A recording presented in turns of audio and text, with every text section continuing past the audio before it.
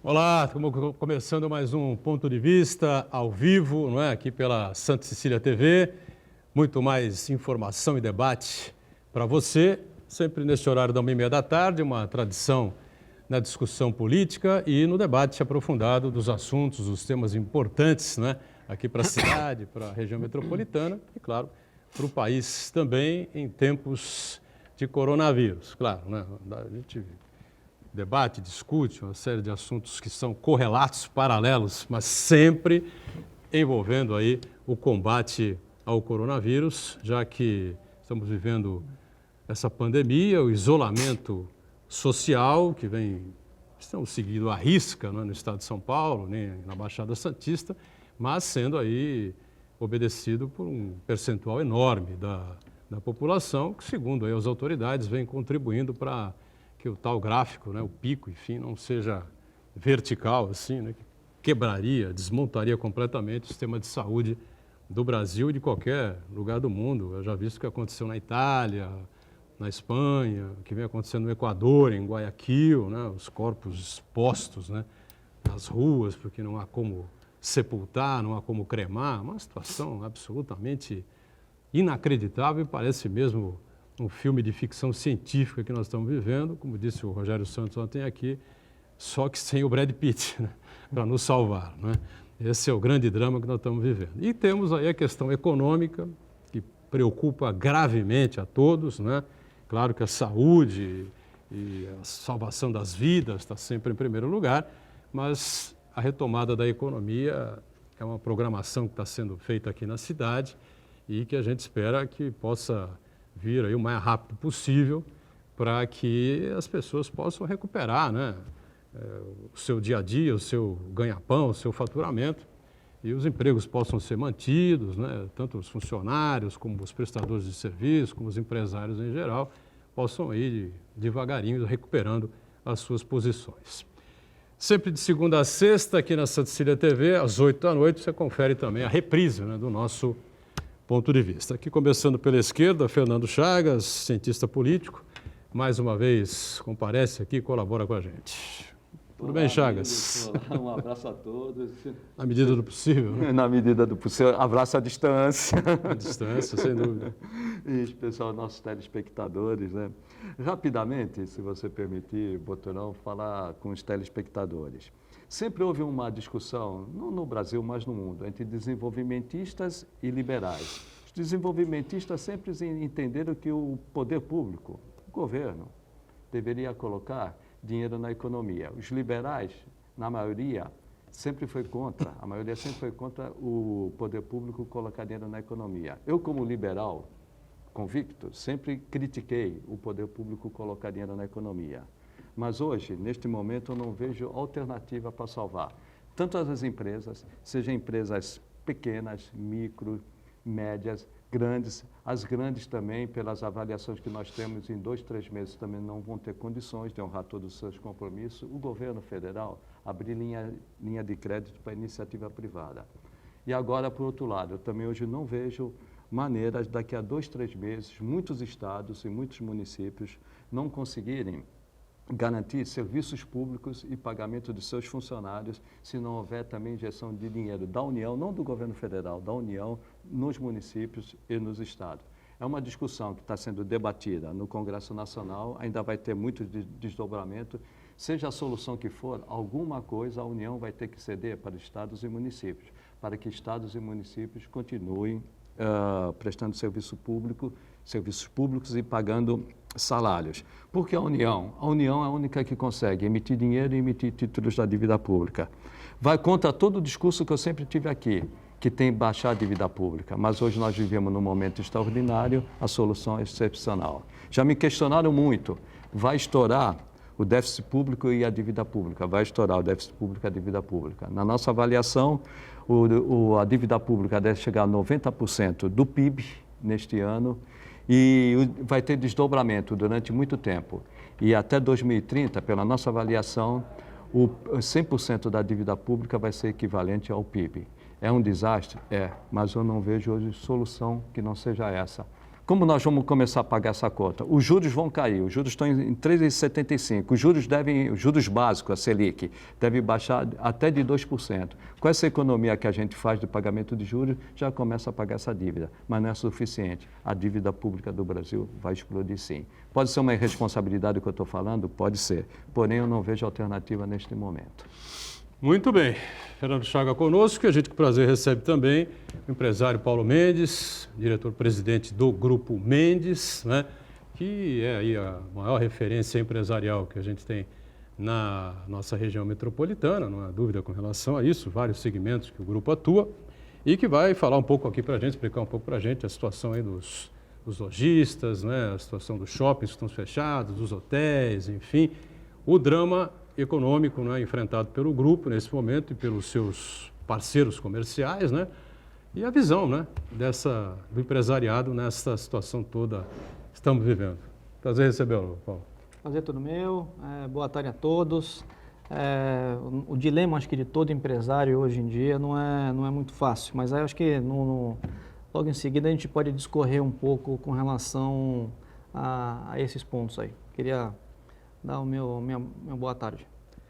Paulo Mendes conosco também, a gente agradece muito a participação, sempre importante, e lá na ponta o Marco Santana, acompanhando aí as informações que surgem, as novidades pelas redes sociais, e a sua participação sempre importante conosco, né? Só para informar você que está acompanhando a gente, até agora o ministro da Saúde continua sendo o Luiz Henrique Mandetta, sabe Deus até quando. Tudo certo aí, Santana? Tudo certo, boa tarde a todos, boa tarde Paulo Mendes, boa tarde Fernando Chagas, boa tarde Edgar Buturão, quem nos acompanha.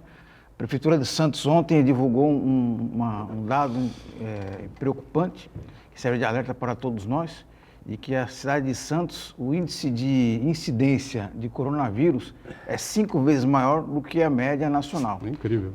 E outro dado preocupante também é o índice que mede o isolamento social aferido pelo governo do estado. Em Santos está em 54%, quando o índice desejável é de 70%. Então, mais do que nunca, são números que não é para as pessoas ficarem alarmadas, mas ficarem conscientes e seguirem a orientação de todas as autoridades de saúde do mundo. Fique em casa.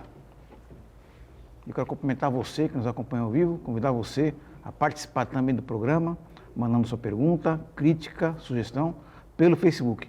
Ponto de Vista com Edgar Buturão, ou então por e-mail, contato@pontodevista.tv.br. O programa pode ser acompanhado ao vivo pela internet, santaportal.com.br/tv.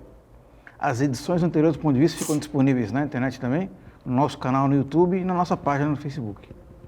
E você que nos acompanha na reprise às 20 horas, uma boa noite. Pois é, o nosso boa noite para você que está acompanhando a gente na reprise. Os números do coronavírus vão subindo, né? Evidentemente, lamentavelmente, mas vão subindo mesmo. Das pessoas que são aí infectadas, das pessoas que infelizmente vão a óbito, né? Claro que você acompanhando a gente na reprise, tem aí algumas novidades. De repente, o Mandetta nem mais será ministro, né, à noite. Eu acho ainda difícil um pouco, né, que isso aconteça. Há uma conversa hoje do presidente da República, ao lado de alguns ministros, principalmente a área militar, com o oncologista Nelson Teixe, eu não sei exatamente como é que se pronuncia o nome dele, né?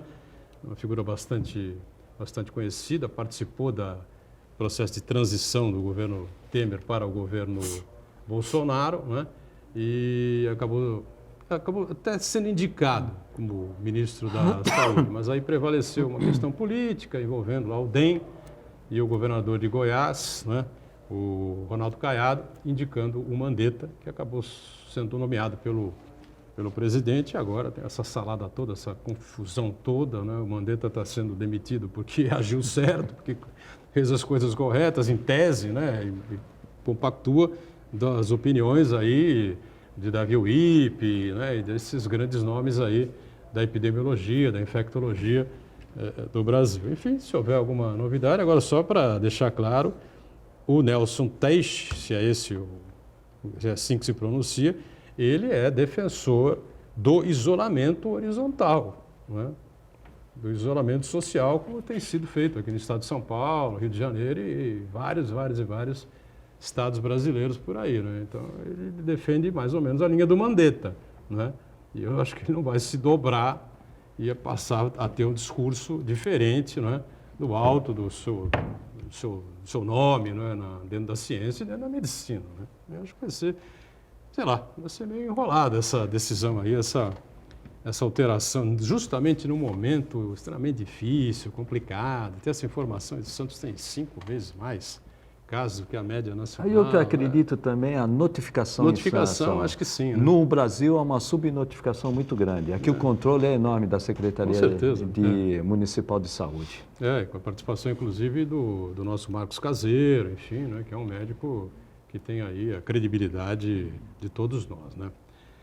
Bom, Paulo Mendes, a crise sanitária está aí, junto com a crise econômica, a questão do isolamento social. Você já conversava com a gente aqui nos bastidores, antes da decisão, né, que envolveu aí o prefeito, envolveu o grupo, enfim, né, os prefeitos da Baixada Santista toda, né, a situação já não era boa. Alguns dias você nos dizia aqui, o pessoal estava com medo mesmo, né, de sair à rua, de frequentar shoppings, enfim, né. Mas acabou havendo a decisão, os 2 shoppings que o grupo gerencia, que o grupo tem, construíram 3, na verdade, né. O Miramar hoje pertence ao seu tio, né, uma divisão que foi feita há alguns anos, e o Praia Mar e o Brisa Mar pertencem ao Grupo Mendes, o Paulo que está aqui conosco, o Alex, a Celeste, enfim, né. E como é que foi aí essa situação, reunir os lojistas, conversar com todo mundo, enfim, tentar manter a chama acesa, enfim, conta aí pra gente. As coisas foram um pouco mais dinâmicas do que isso. O engraçado, eu acho que a gente tem que... Será que tem alguma coisa engraçada que não tem? Né? Exato. Eu queria falar um pouquinho do começo do ano. A gente estava, até um pouquinho antes, a gente estava vindo de um momento muito ruim na economia. Estava vindo de uma recessão, estava na expectativa de um aumento do PIB. O PIB, ele, por mais que se fizesse, ele não crescia, e o varejo ele demora um pouquinho mais para responder. Nesse ano, a gente tinha uma projeção, né, para o crescimento das vendas dos shoppings, tanto Praia como Brisa, e tanto janeiro como fevereiro ele estava respondendo melhor do que as nossas previsões. Março, ele já começou a cair um pouco mais, né, por causa das notícias, primeiro caso em fevereiro, China, Itália, tudo mais. Mas, de alguma forma, ainda estava acontecendo, né? Claro que estava já numa entrega menor do que aquela que a gente tinha projetado, mas ainda estava acontecendo até o meio de março. Eu não sei exatamente o dia do mês. No domingo que antecedeu ao fechamento do shopping, parece que houve uma mudança de chave, né? Até sábado as coisas estavam acontecendo, domingo já foi ruim, segunda-feira já esvaziou, né, os shoppings. E nós, do shopping, não estou falando só Praia Mar, Brisa Mar, estou falando dos shoppings da região e também principalmente de São Paulo, já começaram a se mobilizar para diminuir o horário de funcionamento, né? Essa foi uma atitude... Chegou a fazer isso também? A gente fez, né?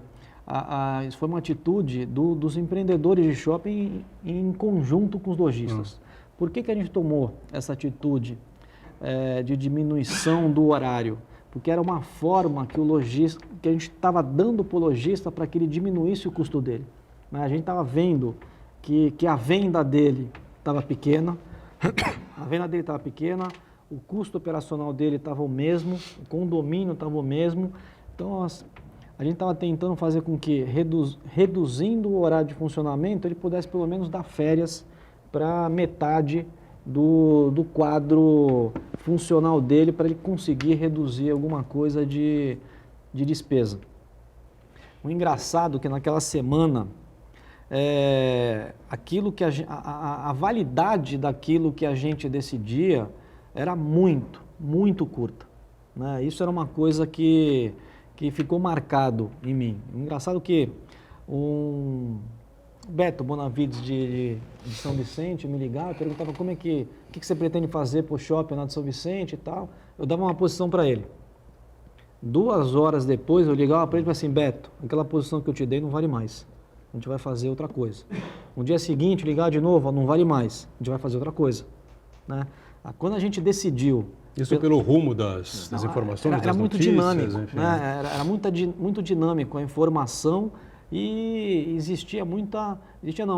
não se tinha informação, né? Então você tinha que trabalhar com a informação que você tinha naquele momento, que essa informação também, a validade dela era muito curta. Consequentemente, a validade das nossas decisões também eram muito curtas.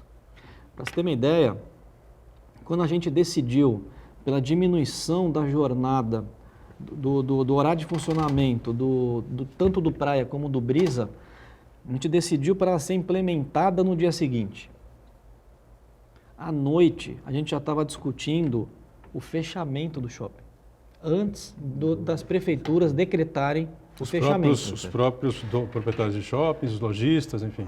Os proprietários de shopping. Em São Paulo aconteceu isso. Em São Paulo teve uma coletiva do Dória. O Dória chegou a decretar, não sei se eu posso falar decretar ou não sei se foi exatamente isso, mas ele chegou a anunciar que ele iria fechar os shoppings, aí ele voltou atrás e o Bruno foi lá e decretou o fechamento.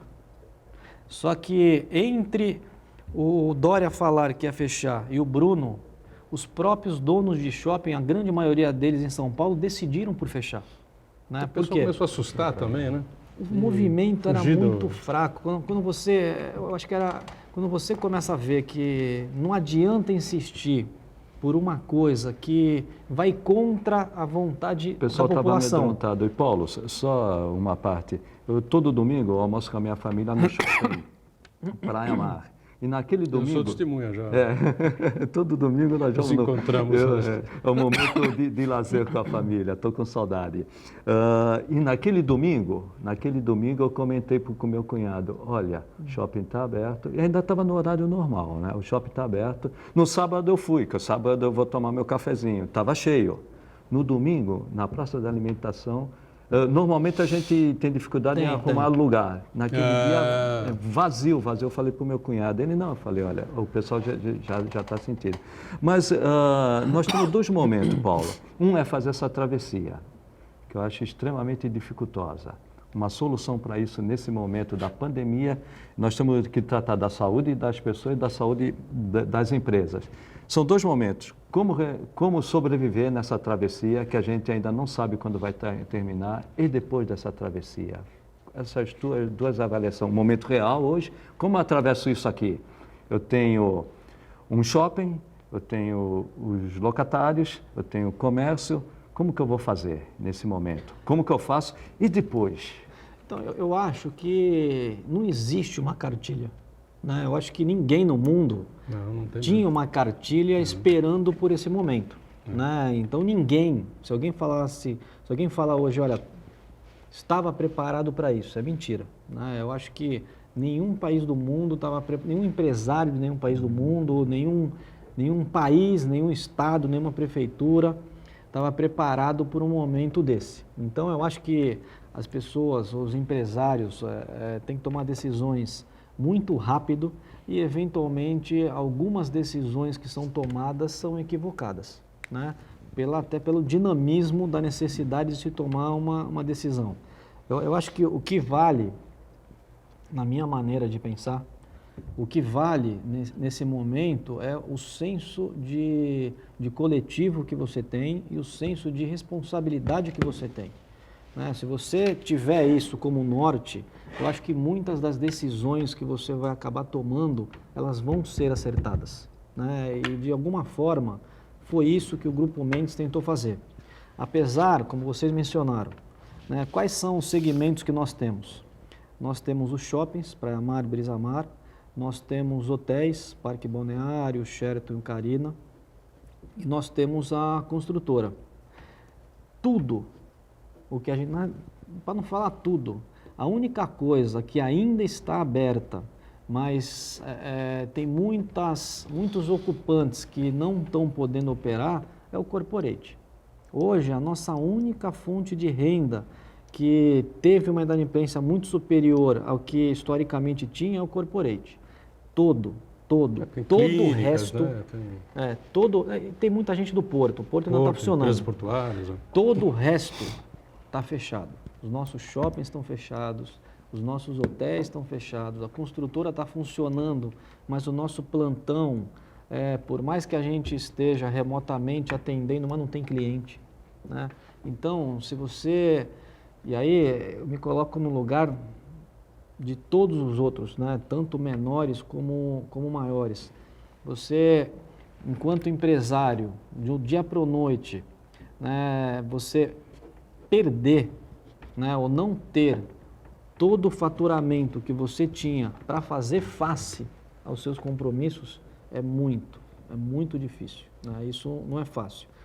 Independente de tudo isso, né, só queria me estender um pouquinho, independente de tudo isso, quais foram as decisões isso que eu queria que tomou? você falasse, só que nós estamos estourando o bloco aqui, então eu volto exatamente com isso para o Paulo Mendes explicar como é que ficou essa relação com os lojistas, porque, claro, o poder de fogo do grupo Mendes, né, é muito grande, todo mundo sabe disso.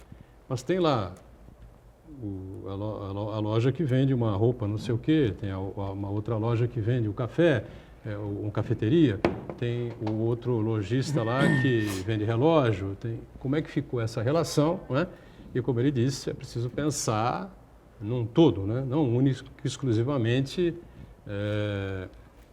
no próprio grupo, né? No grupo Mendes, enfim, todos que são os parceiros precisam sobreviver para que a roda volte a girar. No intervalo, e já ele explica isso para a gente. Muito bem, estamos na sequência do ponto de vista. Aqui à esquerda está o nosso Fernando Chagas, conosco Paulo Mendes, empresário, presidente do Grupo Mendes, Santana lá na ponta acompanhando o que vai ocorrendo aí pelo planeta, não é? E o Paulo ficou de explicar para a gente agora as conversas, as soluções, não é bem o termo, né? Mas o que foi combinado, que foi acertado entre ele, né? E o Alex, enfim, claro, né? O grupo todo, com relação aos lojistas que vão ter aí as suas isenções, né, Paulo?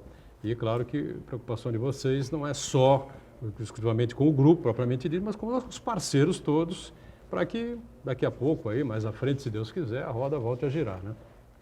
O que a gente fez? A gente analisando todo o contexto, a gente elencou, né, a gente decidiu várias medidas que a gente fez internamente, mas aquilo que a gente fez com os nossos clientes, a gente elencou uma prioridade, né? A primeira prioridade, obviamente, são os nossos colaboradores, né? Tentar manter ao máximo todos eles. E o segundo, a gente estabeleceu, não é questão de importância, mas a prioridade neste momento especificamente. A gente colocou como prioridade os nossos lojistas, né? Porque de alguma forma, de todos os nossos clientes, talvez eles tenham sido os mais afetados, né? Porque de alguma forma, quando ele compra um ponto nosso, ele se instala em um dos nossos shoppings, ele implicitamente ele está comprando fluxo, né? Para poder desovar os seus produtos e fazer os seus negócios.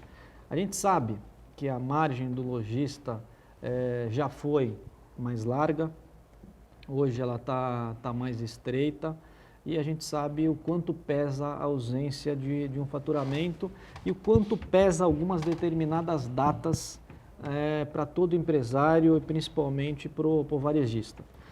Se eu não me engano, na sexta-feira que nós fechamos por conta de um decreto municipal, acho que era dia 20, se eu não me engano, foi dia 20. 15 dias depois, mês, né? Exatamente, quase um mês, né? 15 dias depois ia ser o pagamento do aluguel, né? A quantidade de e-mails que nós recebíamos por conta de o que a gente vai fazer com relação ao dia 5, né? Internamente a gente conversou bastante e a gente tomou uma decisão que não ia em encontro à nossa necessidade, mas se a gente pensasse a longo prazo, talvez ela fosse mais ao encontro à nossa necessidade do que momentaneamente.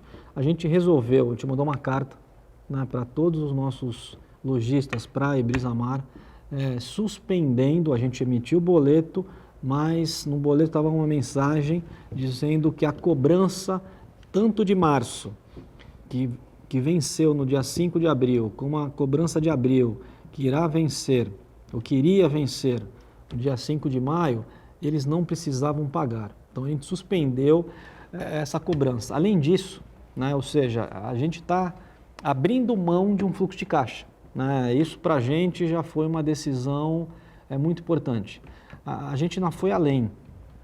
A gente sabendo que talvez isso não fosse suficiente, a nossa equipe, as nossas superintendentes, ligaram para cada um dos lojistas satélites, lojistas menores, que eventualmente têm menos acesso a crédito, menos facilidade para a obtenção de uma linha mais razoável para arcar com os seus compromissos. A gente estendeu, a gente deu uma ajuda oferecendo um financiamento a custo zero, né? Simplesmente com qual foco? Né? Que eu acho que isso é importante ser salientado. Se a nossa preocupação era zelar pela manutenção do emprego da nossa empresa, a gente queria dar a mesma condição para todos os nossos lojistas. Eu acho que não existe um país no mundo que é uma ilha, não existe uma cidade que seja uma ilha, não existe um empresário que seja uma ilha. A gente vive num contexto. Né? Então, a gente tem que zelar para que todos fiquem bem, para que você possa ficar bem. Então, o que a gente visava naquele momento é dar condição do nosso lojista, quando o shopping reabrir, ele reabra em condições de trabalho e não que era a nossa preocupação inicial, que por mais que ele reabrisse, 2, 3, 4 meses depois, ele fosse obrigado a fechar. Eu acho que, vou falar um pouco de uma forma um pouco mais genérica. Eu vejo que essa crise, ela se consiste em algumas etapas. A primeira, obviamente, é a questão da saúde, né? É o zelo, é o cuidado, é salvar vidas. Isso eu acho que é indiscutível, né? E de alguma forma eu vejo que o Ministério da Saúde está fazendo um bom trabalho. Eu não quero entrar aqui no mérito se é vertical, horizontal, mas eu vejo que está sendo feito um bom trabalho. Em paralelamente a isso, eu vejo que o setor público ele tem que entrar para dar tranquilidade para os empresários, para que eles possam arcar com as suas responsabilidades. Né? A responsabilidade do empresário é não aumentar o desemprego. Se houver o desemprego, não vai ter retomada. Né? Então, é dar condições do empresário se sustentar. Eu não estou falando dele não ter prejuízo.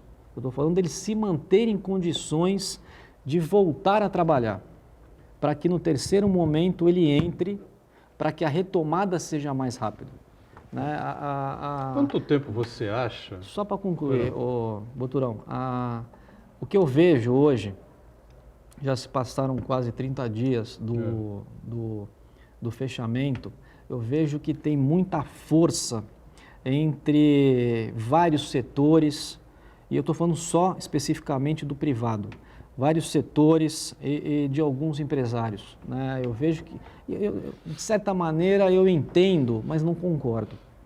Né? Eu vejo que tem alguns setores que eles querem passar por isso sem nenhum tipo de diminuição no faturamento, sem nenhum tipo de prejuízo.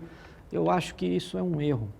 Né? Eu acho que se eu falei agora há pouco que nós estamos inseridos dentro de um contexto, se o bolo diminui, o seu pedaço também vai diminuir.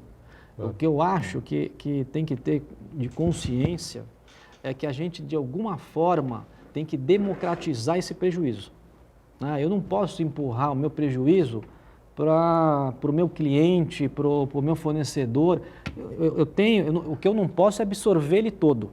Mas uma parte eu vou ter que absorver, assim como o meu cliente vai ter que absorver uma parte, e o meu fornecedor vai ter que absorver uma parte. Todo mundo tem que perder um pouquinho, não tem como. E eu imagino que a mesma verdade, se é que eu estou certo nesse sentido, tem que acontecer também com a União Federal, os estados e os municípios com as suas proporções.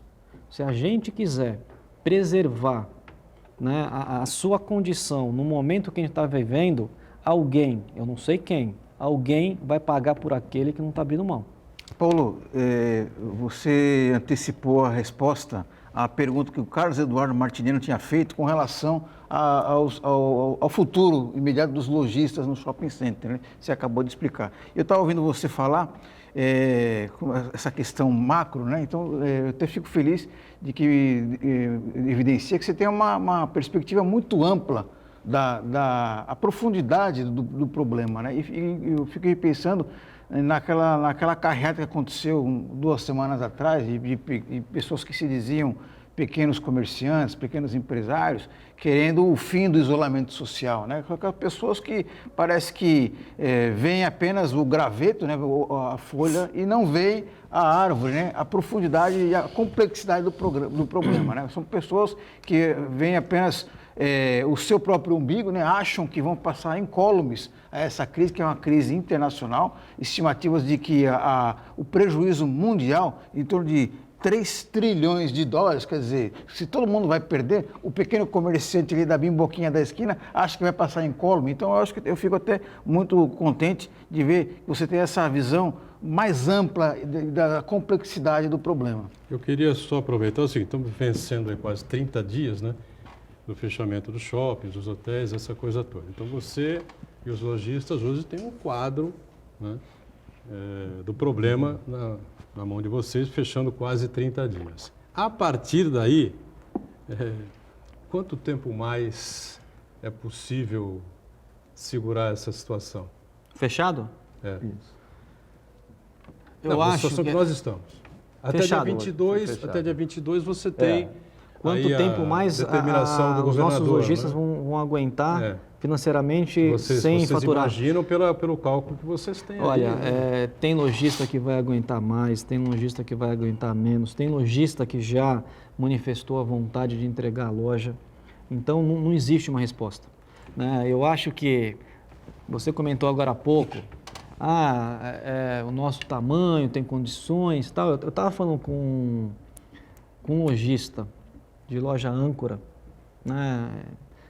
Eu acho que independente do tamanho, todos têm o direito, né, de pedir, né, e ele fez isso, né? Ele pediu isenção, negociou, tal, conversei com ele, falei assim, estou mandando uma carta, vou suspender o pagamento só para te tranquilizar, né? E eu tenho uma amizade com ele, perguntei, fulano, quantos colaboradores o teu grupo tem?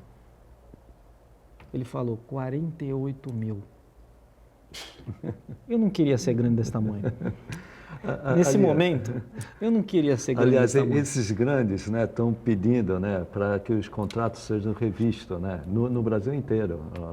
As grandes lojas âncoras, e tem lojas âncoras que, inclusive uma Dr. Shop, que também é de rua, está pedindo no Brasil inteiro rever.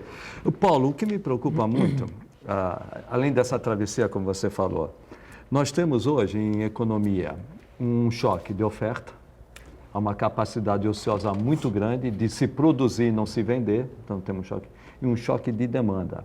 Choque de demanda que pode vir por uma queda salarial e até por desemprego. Um exercício de futurologia. Tem recuperação como uma tentativa de recuperação. Você vê como fazer isso? Sem ajuda governamental, me parece...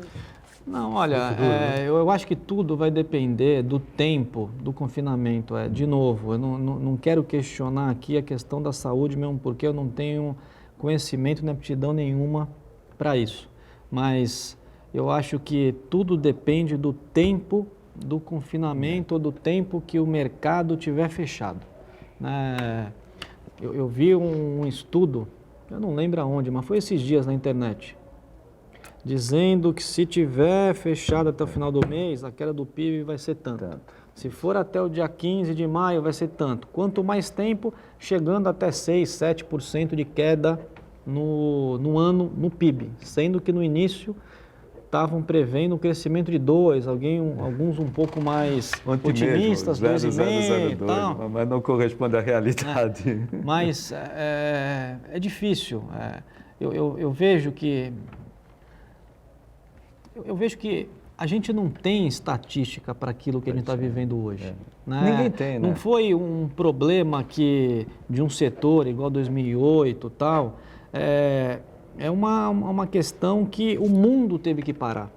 Né? Então, as empresas vão sangrar, as empresas vão perder o faturamento. Eu acho que o inteligente, nesse momento, na medida do possível, você ajudar e você ser ajudado também para que o impacto seja o menor possível. Se isso acontecer, eu acho que a recuperação virá. Né? Talvez ela possa não ser em número positivo esse ano, mas eu tenho certeza que no ano que vem será. Porque uma coisa, se é que tem alguma coisa de boa nessa crise, as empresas estão se reinventando. Né? É um novo mundo. As famílias estão se reinventando. E eu entendo que o governo federal, estadual e municipal também terão que se reinventar. Né? Eu acho que a palavra de ordem que tem hoje no mundo é eficiência. Paulo, eu não vou nem falar sobrevivência. Você está tocando num ponto interessante de que essa pandemia é uma situação inédita. Ninguém nunca poderia prever o que iria acontecer, nem o que vai acontecer, né?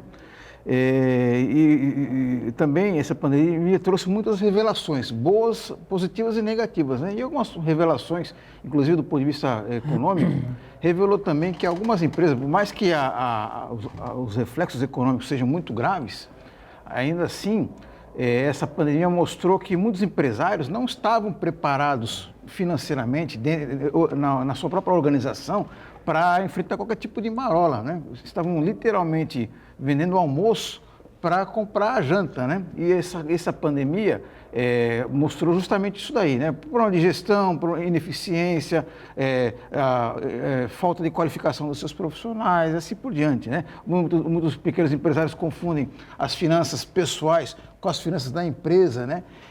Você acha que também que essa pandemia a gente pode tirar um ensinamento positivo de que muitos empresários, principalmente os menores empresários, podem melhorar a sua eficiência na gestão do seu negócio? Não, eu acho que Aqueles que eficiência você tem que pensar nela de manhã, tarde, à noite, enquanto estiver dormindo.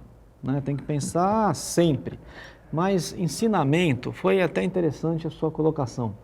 Eu lembro que há uns anos atrás, um amigo meu, que ele é lojista, ele tinha um fornecedor, tem um fornecedor, que ele é judeu, eu não estou fazendo juízo nenhum de valor, né, que ele é judeu, e ele falou o seguinte, olha, esse amigo do meu amigo dizia o seguinte, eu não consigo viver se eu não tiver X valor líquido comigo, X valor no banco, né?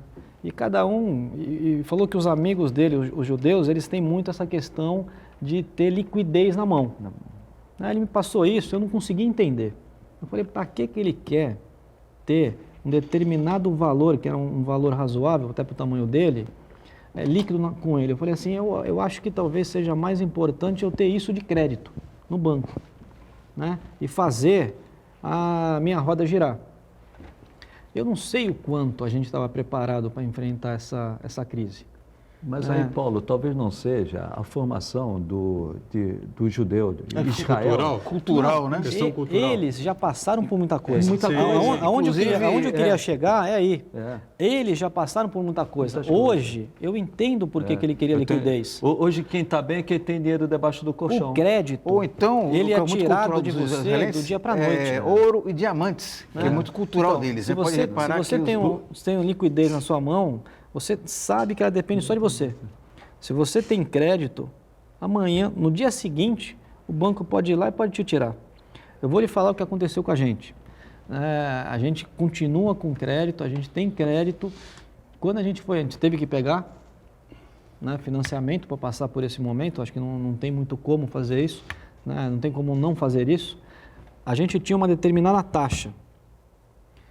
O banco, né, que a gente trabalha por 20 anos e a gente é fiel a ele por 20 anos, ele aumentou em 80% essa taxa. Por conta do risco. Ele falou assim, olha, não se preocupa que o seu crédito é o mesmo, só que ele queria ganhar um pouco mais. né? Inacreditável. Peguei desse banco? Não peguei, né? Busquei outros, né, que nós éramos fiéis a eles, nós trabalhávamos exclusivamente com eles, a gente buscou de um outro banco naquela taxa que nós havíamos pego anteriormente. Mas aí, Paulo, é o que você fala, todo mundo tem que dar sua contribuição, setor privado, setor público e também Todos, as instituições todos, financeiras. Todos. Com a diminuição do compulsório, do depósito compulsório, se jogou para os bancos, o Banco Central liberou para os bancos 1 trilhão e 200 bilhões. Era para baixar. Agora parece que o Banco Central deu um aperto e eles já estão diminuindo essas taxas. É o que se espera, né? Mas falta muitas vezes, talvez até por falta de concorrência dos bancos, desses 5 bancos. Não, mas eu peguei crédito na taxa que habitualmente nós pegávamos de banco privado. O que eu vejo é o seguinte, teve uma visão de curto prazo. De curto prazo. Vou ganhar hoje. O outro hoje. teve uma visão de longo prazo. Eu vou ganhar um cliente. Um cliente. É Isso. lógico, sem dúvida. Né? Isso aí mesmo. Foi questões estratégicas. Estratégia. Qual está certo? Na minha opinião, de longo prazo. De longo prazo, Né? porque a curto É prazo... por isso que eu falo, a gente tem que, hoje, nós temos que democratizar o prejuízo. A gente não pode potenciar, não é que não pode, nesse momento não é inteligente, não é saudável potencializar o lucro. Não. Né? Nesse momento, eu acho que nós temos que democratizar o prejuízo para todos sofrerem menos. Vamos para mais um intervalo. Na volta, o Paulo Mendes vai explicar para a gente a situação dos hotéis também, né? Já que nós temos aí as restrições, não estamos recebendo turistas. O prefeito ainda soltou um vídeo agora, acho que segunda-feira, né? Falando a respeito desse tema. Aliás, anteriormente, né? Preocupação com a Páscoa, com a descida das pessoas e para o feriado do dia 21 também. E ninguém venha para cá porque não há condições nesse momento da região metropolitana receber os turistas que, aliás, sempre vêm aqui deixar sua contribuição importante no comércio, né, na área hoteleira, enfim. Né? Vamos para o break e voltamos já. Muito bem, só relembrando aqui os hotéis do Grupo Mendes, o Sheraton, né, o Balneário e o Carina Flat, é isso, não é, Paulo Mendes? Então, explica para a gente aí a situação, os hotéis estão fechados, como é que ficou aí também a relação aí com os colaboradores, funcionários, essa coisa toda? A relação dos hotéis é um pouco mais complicada do que o resto. O segmento do grupo que mais vai sofrer, sem dúvida nenhuma, são os hotéis. Isso sem dúvida nenhuma. A hotelaria em Santos nunca foi muito promissora, né? Tanto é que há pouco tempo as grandes redes vieram para cá e eu acho que é importante a gente colocar o motivo pelo qual elas vieram. Né? As redes elas vieram para cá pelo boom da questão imobiliária. Né? Os incorporadores decidiram fazer os hotéis, vendiam as unidades e tinham um gestor para tomar conta daquilo tudo, que são as bandeiras, e por isso que teve um monte de oferta de hotel e as bandeiras, a Cora, a Atlântica e o Sheraton vieram para cá. Ou seja, eles não assumiam e não assumem um risco do negócio. Quem assume o risco do negócio é o empreendedor, é o cara que comprou lá o apartamento ou o cara, no caso do Sheraton, como nós, que resolvemos fazer o prédio e entregar a gestão para eles. Isso mostra que a questão hoteleira na Baixada são poucas pessoas que acreditam. Né? Hotéis, eu vou falar de uma forma muito superficial, basicamente tem no Guarujá e em Santos. Tem hotel em São Vicente? Tem, mas é uma proporção muito menor. Tem hotel na Praia Grande, uma proporção muito menor. Sim. Basicamente é Santos e Guarujá, né, que tem. Tem alguma rede, né, ou algum proprietário de hotel que reinvestiu reiteradamente nesse segmento? Muito raro. Né? Isso mostra o retorno, né, que esse segmento proporciona. Casa Grande lá no Guarujá, né? Tem uma tradição muito grande, né? É tradição, mas é um só. É um só. Né? O dono do Casa Grande tem, eu não sei qual que é o nome da Sofitel, pinga lá, dele. O Silvio Santos também. O Sofitel, mas o Casa Grande ele tem banco, né? E tem uma pinga, não sei qual que é o nome da pinga dele, cachaça, sei lá. E também comprou um tempo atrás, uns anos atrás, o Casa Grande. O que eu quero dizer com isso? Eu quero dizer que é um segmento que não é muito rentável, um segmento que ele estava passando por uma situação muito complicada por conta da recessão. Ele estava começando a levantar a cabeça, né, na piscina estava começando a levantar a cabeça e agora veio essa questão. Eu acho que, eu falei que o setor de varejo ele demorava um pouco mais para responder no momento da crise. Nesse momento da pandemia, um dos setores que mais vai demorar para se recuperar, sem dúvida nenhuma, é o da hotelaria. Porque por mais que você esteja saturado de estar em casa, por mais que você esteja entediado de estar em casa, a preocupação com a saúde talvez não te permita fazer viagens, né? Talvez você não esteja querendo ficar em aglomerações, convívio de pessoas, consequentemente, por mais que se abra, eu acho que... E as restrições iniciais após a abertura também me parece vão ficar ali na casa do olha, você abre, mas com 50%, né, no começo. Mas vai ser mais do que suficiente. Né? Suficiente. A mesma coisa eu acho que vai acontecer também com companhia aérea, a mesma coisa vai acontecer com a agência de turismo. Né? O segmento de turismo, ele vai sofrer. No mundo inteiro. Né? Tem Ele vai cidades sofrer. que vivem do caso de Barcelona, vão sentir muito. Esses, talvez, eu tenha um pouco mais de preocupação com a manutenção dos colaboradores e até com a retomada. Né? A gente está fazendo, a gente não decidiu exatamente o que nós iremos fazer com relação aos hotéis, a gente sabe que tem contrato e tudo mais, mas eu não sei até que ponto vai ser economicamente viável nós abrirmos o hotel no primeiro momento. Né? Às vezes é mais barato manter ele fechado pela ausência de hóspede do que ele manter aberto. Esse setor, a gente precisa de ajuda, e de muita ajuda, e de todo mundo. Eu não estou aqui tentando passar o Pires, né? Eu comentei agora há pouco o esforço que a gente está fazendo com o nosso lojista, né? O quanto a gente estendeu a mão, né? Eu vejo que o setor de hotelaria é um setor que vai ter enormes dificuldades. Hoje nós não dependemos dele, mas tem alguns empresários da hotelaria que dependem. E esses eu acho que eles precisam ser ajudados.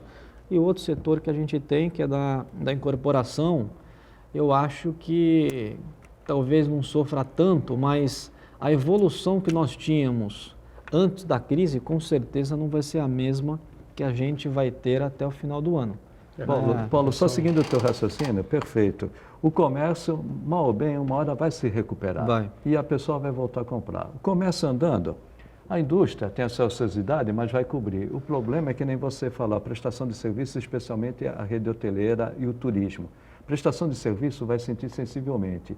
Não digo só a questão de hotel, vai sentir, mas outros também. Vão dizer o cabeleireiro. Eu não vou cortar 2 vezes o cabelo porque eu deixei de cortar uma. Sim. Então ele não vai recuperar aquilo que ele perdeu. E o consumidor, a última coisa que ele vai é na prestação de serviço. Ele vai primeiro no comércio e depois ele vai na prestação. E quem mais vai sentir é realmente turismo, agente hoteleira, vai ser sensível. Vai ser. Eu vejo que as pessoas elas estão com medo. Com medo. Né? Eu tenho 2 filhos. Né, 2 filhos adolescentes, um com 18, o garoto com 18 e a menina com 16. Eles são extremamente agitados, dinâmicos, toda hora estão na casa de um, de outro. Nesse momento de confinamento, os meus filhos, eles não saem de casa. Né, e não é que a gente obriga eles a ficarem em casa, eles não querem sair de casa. Né, eles não querem. Minha esposa, ela está em casa direto. Eu, final de semana... Por isso que eu fico triste na segunda-feira, né? Eu, no final de semana, eu fico em casa direto. Casa, trabalho, trabalho, casa. Né? Então, na hora que levantar esse decreto para abrirem o comércio de forma geral, eu não sei se a minha esposa me convidar, olha, Paulo, vamos passar um final de semana não sei aonde. Eu não sei se eu vou. Né? Eu não sei se eu iria pensar para ponderar assim, pô, será que eu devo? Será que não é melhor esperar um pouco? A visão que Acho que todo mundo vai ter essa ideia, né, Chagas? E o problema da prestação de serviço, o problema do hotel, é aquilo que você não faz hoje, você não faz nunca mais. Não faz amanhã. Eu não vou cortar Né? o cabelo 2 vezes, eu vou cortar uma. A diária que você deixou de vender hoje, você perdeu. Né? É insubstituível. Não. Deixa Né? então É extremamente só- perecível. Só aproveitar o finalzinho aqui, né, do programa e falar sobre essa parceria tributária aí do Grupo Mendes com a Prefeitura de Santos, as obras da Ponta da Praia, né? Eu falei com ele há uns 2 meses atrás, pô, quando é que vai ser aí a abertura? Não, vamos entregar e tal. Eu falei, bom, então tá bom, hein, vamos lá, hein, não esquece de mim e tal, quero lá, não, tudo bem e tal, né, não sei o quê. Lançamento a festa, né? Teríamos uma festa, Festa né? agora. Festa agora, Miau. Mas agora. Mercado de peixes, me parece, não sei se você vai conseguir manter esse cronograma que estava previsto agora, acho que para abril, né? Mercado- Essa é a pergunta do Martinho Leonardo, acompanha a Martinho gente Leonardo. aqui, sobre o cronograma das obras de construção civil. Que O vão ser mercado de peixe afetadas. seria o Construção primeiro, civil de vocês forma geral? conversam mais à frente, né? A construção civil, talvez o Fernando possa falar melhor, mas a construção civil ela não está paralisada. Né? A construção civil, tanto estadual como municipal, na região, ela está liberada para ser feita. A dificuldade, às vezes, é um ou outro fornecedor. Né? Não são todos, né, que estão funcionando. As nossas obras, o mercado de peixe, ele está pronto. Né? O CAT pronto? está pronto. O CAT, ele vai sofrer um pequeno atraso e uma outra obra que a gente está tocando, que é o Times Square no Canal 5, né, a previsão de entrega dela é agora no final de junho. Né? E o mercado de peixe como é que vai fazer? Vai ser inaugurado mesmo? Vai ter sequência? Já conversou com o prefeito? Não, quem decide isso é o prefeito, É o mas prefeito, né? eu entendo que hoje, se ele quiser fazer uma festa de inauguração, Não ele dá, está né? impedido. Tá impedido. Né? Até por força do próprio decreto. Claro. Né? Não pode ter aglomeração. O que ele vai fazer, eu não sei. Mas está pronto? Tá pronto. Tá pronto para entrega já o... Tá A pronto. notícia, tá vendo? Não é notícia boa, né? No meio dessa chuva aí de problemas. Se não me que falha a estamos memória, vivendo, seria em maio também, o centro de convenções, né? Se não me falha a Não, memória. era junho. É final de maio. Começo de de maio, junho, começo final de de junho. maio. Vai atrasar um pouco, né? Até por conta de todos esses intempéries aí que a gente está passando, esses momentos que a gente não conseguiu planejar, vamos dizer assim. Não, vai atrasar um pouco, mas a gente vai entregar. Se vocês passarem lá, vocês vão ver que tem gente trabalhando, tem o pessoal que vai continuar executando o serviço para que a gente entregue e o atraso seja o menor possível. O que falta agora lá no mercado de peixe é o pessoal se instalar, é isso? Não. Falta a vistoria da prefeitura, né? A prefeitura tem que dar o aceite com relação ao mercado de peixe. Uma vez dando o aceite, os concessionários, né? Uma vez dando um aceite, dando um aceite, ela vai tomar posse. E tomando posse, ela vai chamar os concessionários para ocuparem um espaço e poderem explorar o novo mercado de peixe, para que depois a gente faça a demolição do mercado de peixe atual para transformar numa praça. Uma praça, né? Uma praça. Bom, não sei como é que está a situação também do pessoal do comerciante, né, do peixe lá na Ponta da Praia, nessa problemática toda que nós estamos vivendo, né? Não sei se os caras estão embalados ou não. enfim. Como é a alimentação, Acho que eles puderam né, continuar suas Me atividades. parece né? que não foi um baque assim. Aliás, não foi até tão grande. na véspera da Sexta-feira Santa ali, a população que teve um mau comportamento se aglomerou ali no mercado de peixe, não respeitou Incrível, o né? distanciamento mínimo ali. E é uma coisa muito lamentável, né? Que Aliás, tem na acontecido, sexta-feira, né? a secretária de Finanças que faz a gestão trabalhou bastante por causa dessa aglomeração. Olha, o Fernando, que vem a ser meu filho, ele comenta aqui do Copacabana Palace, né, que foi fechado, está fechado pela primeira vez em toda a história, né, Paulo? E que os funcionários vão ao Copacabana Palace todo dia, abrem os quartos, as janelas dos quartos e tal, fecham os quartos, fecham as janelas dos quartos, saem e vão embora para casa. Você vê que Jorge Benjor Benjor mora lá. Jorge Benjor, o cantor, mora no Copacabana Palace. é? Parece que é o único morador? hóspede. Depois do morador. Jorginho Guinle? É. Muito bem, Paulo Mendes, obrigado pela participação, pelos esclarecimentos aí. Vamos todo mundo junto aí combater o coronavírus. Se Deus quiser, vamos ganhar mais essa, né? Deus quiser, eu tenho certeza. Eu acho que a gente tem que ter pé no chão, né, nesse momento, mas a gente tem que manter uma expectativa favorável e saber que essa crise é passageira, a gente vai passar por ela e ela vai fazer com que a gente passe por ela muito mais forte do que como a gente entrou. Muito bem, Chagas sempre participando conosco, Santana diariamente aqui com a gente, segunda a sexta, você sabe, 1h30 da tarde ao vivo, ponto de vista, a reprise você pode acompanhar também, sempre aqui pela Santa Cecília TV, às 8 da noite. Tchau, gente. Valeu. Obrigado, hein?